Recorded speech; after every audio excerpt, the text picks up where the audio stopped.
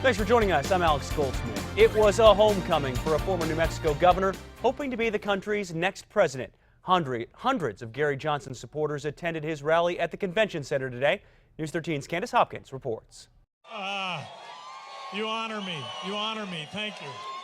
Thank you. New Mexicans know him as their former governor, but for a second time, Libertarian candidate Gary Johnson has his sights set on something much bigger.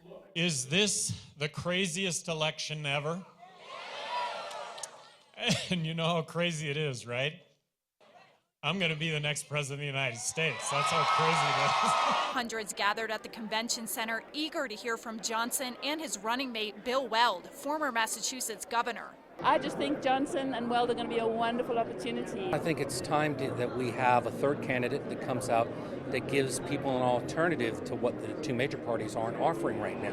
The biggest cheers of the night came when Johnson discussed his longtime desire to legalize marijuana and his pledge to decriminalize it on his first day in office. Drug war has resulted in a lot of people behind bars right now for victimless, nonviolent crimes. And his support for immigrants. We are a country of immigrants.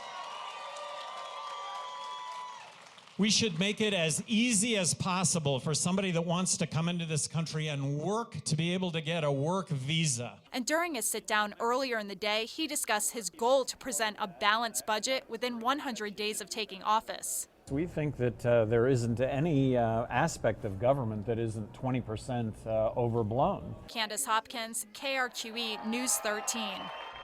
A big struggle for Johnson has been getting voters outside of New Mexico to know who he is. He needs to poll at an average of about 15% to get a spot on stage during the national debates. Right now, a Real Clear Politics average of polls shows Johnson with around 9%. To help raise money for that campaign, Johnson turned to some allies in the lowrider community. There was a show and shine event for him before today's rally. At that fundraiser, Johnson, sitting in the passenger seat of this car, got what had to be a pretty unforgettable ride.